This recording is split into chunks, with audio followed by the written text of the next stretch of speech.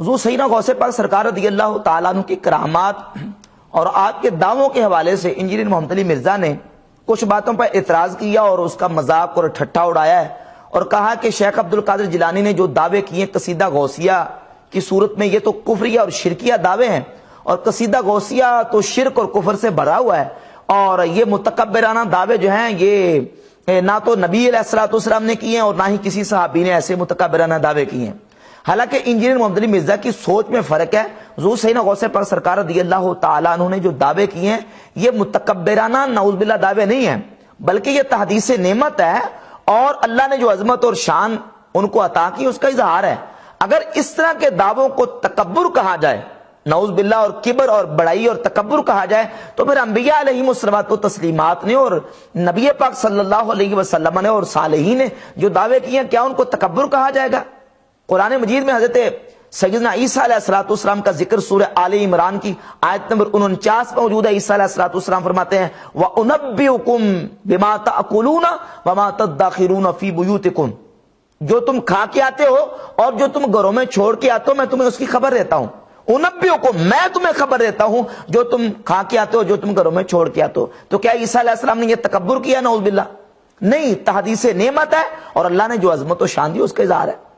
سیدنا حضرت یوسف علیہ نبینا علیہ الصلوۃ والسلام کا ذکر سورہ یوسف میں آیت نمبر 59 ہے۔ حضرت یوسف علیہ الصلوۃ والسلام فرماتے ہیں کہ انا خیر المنزلین انی اوفی الکیل والمیزان وانا خیر المنزلین، میں خیر المنزلین ہوں۔ یہ دعویٰ ہے حضرت سیدنا یوسف علیہ الصلوۃ والسلام کا۔ یہ وہ کلمات ہیں جو حضرت سیدنا نوح علیہ الصلوۃ والسلام نے اللہ رب العزت کے بارے میں کہے۔ سورہ مومنون کی آیت نمبر 29 ہے۔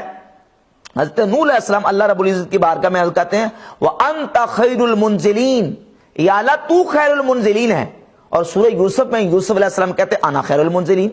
تو اب یہ ان کا دعویٰ کیا تکبر تھا؟ نعوذ باللہ تعالی۔ حضرت سیدنا یوسف علیہ السلام اپنے بھائیوں کو کہتے ہیں اذهبوا بقمیصی ھذا فالقوه علی وجه ابی یأتی بصیرا، میری یہ قمیض لے جاؤ اور اس کو میرے والد حضرت یعقوب علیہ السلام کے چہرے پر ڈالو، اس سے ان کی آنکھوں کی روشنی اور بینائی واپس آ جائے گی۔ کیا تکبر کے طور پر یہ کہا تھا؟ نہیں، اپنی عظمت و شان کے اظہار کے لیے۔ انی حفیظ علیم، فرمایا میں حفیظ و علیم ہوں، یہ یوسف علیہ السلام کا دعویٰ تھا۔ تو کیا نعوذ باللہ یہ دعویٰ تکبر تھا؟ ہرگز نہیں۔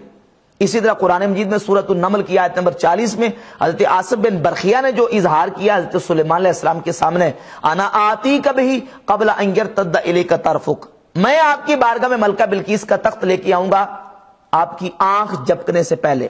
یہ دعویٰ تو ہے لیکن تکبر نہیں ہے، بلکہ اپنی عظمت کا اظہار ہے، اپنی شان کا اظہار اور تحدیث نعمت ہے۔ سرکار دو عالم صلی اللہ تعالی علیہ وسلم کے بے شمار دعاوی کتب حدیث میں موجود ہے۔ نبی پاک صلی اللہ تعالی علیہ وسلم نے کتنے دعوے کیے؟ صحیح مسلم میں حدیث نمبر 5940 ہے۔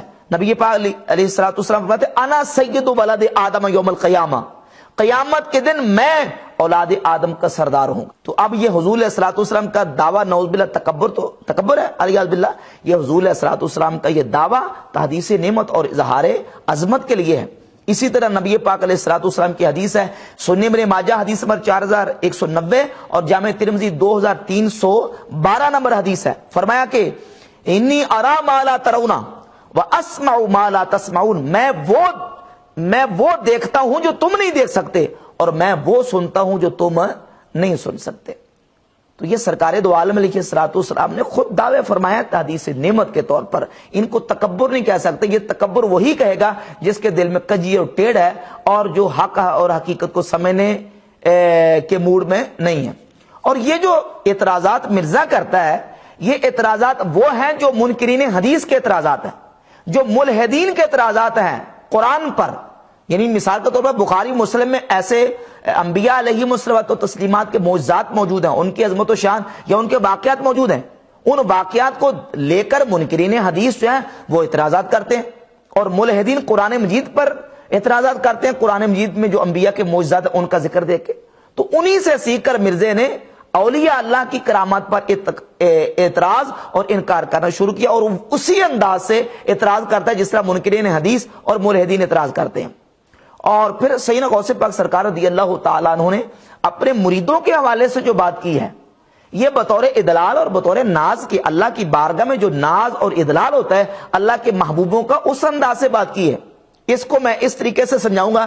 سنن نسائی میں حدیث ہے، 5020 نمبر حدیث ہے، نبی پاک صلی اللہ علیہ وآلہ وسلم نے ارشاد کیا، قیامت کا دن ہوگا، اہل ایمان مومنین اللہ کی بارگاہ میں جھگڑا کریں گے، مومنین اپنے مسلمان مومن بھائیوں کے لیے جھگڑا کریں گے، تم ایک دوسرے کے ساتھ جو اپنے دنیاوی معاملات میں جھگڑا کرتے ہو، اس سے زیادہ وہ رب کی بارگاہ میں جھگڑا کریں گے۔ حدیث کے کلمات ہے، ما مجادلۃ احدکم فی الحق یکون لہ فی الدنیا باشد مجادلۃ من المؤمنین لربہم فی اخوانہم، یعنی مومنین اپنے بھائیوں کے بارے میں جو جھگڑا رب کی بارگاہ میں کریں گے، تمہارے اس جھگڑے سے زیادہ اشد ہوگا، زیادہ سخت ہوگا جو تم دنیا میں ایک دوسرے کے ساتھ معاملات میں جھگڑا کرتے ہو، وہ اللہ کی بارگاہ میں جھگڑا کریں گے۔ تو کیا مومنین اللہ کے جھگڑا اللہ پر کوئی پریشر یا دباؤ ڈالتے ہوئے کریں گے؟ نہیں، بلکہ ناز، اللہ کی بارگاہ میں ان کا جو ناز ہوگا اور جو ادلال کے طور پر کریں گے وہ ہوگا، نہ کہ نعوذ باللہ اللہ کے ساتھ کوئی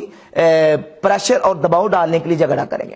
تو حضور غوث پاک سرکار رضی اللہ تعالیٰ نے اپنے مریدوں کے حوالے سے جو بات کی ہے وہ اللہ کی بارگاہ میں بطور ناز کی ہے کہ اللہ کی ذات پر مجھے ناز ہے کہ اللہ رب العزت جل شانہ میرے مریدوں کو توبہ کی مرتبہ کو توفیق عطا کرے گا۔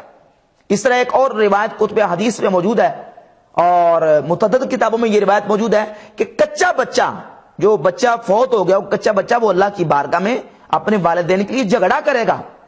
تو کیا وہ بچہ جھگڑا کرے گا اللہ پہ نعوذ باللہ کو دونس اور اللہ پر کوئی دباؤ اور پریشر ڈالنے کے لیے؟ نہیں، نعوذ باللہ، وہ بطور ناز اللہ کی بارگاہ میں جھگڑا کرے گا اپنے والدین کی شفاعت اور بخشش کروانے کے لیے۔ تو اسی طرح غوث پاک سرکار رضی اللہ تعالیٰ عنہ نے اپنے مریدوں کے لیے اور اپنے معتقدین اور اپنے محبین کے لیے یہ بات کی ہے کہ میں اپنے مریدوں کو اللہ کی بارگاہ میں ان کی بخشش کرواؤں گا۔ تو نبی پاک صلی اللہ تعالیٰ علیہ وآلہ وسلم کی ذات گرامی قدر کے اس طرح کے بے شمار احادیث شفاعت آپ دیکھ لیں۔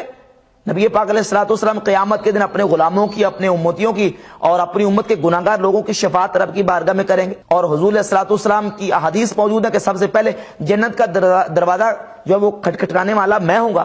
تو کیا یہ تکبر کے طور پر نہیں، یہ اللہ کی بارگاہ میں جو ان کی شان ہے اس کا اظہار اور اس عظمت کا اظہار ہے۔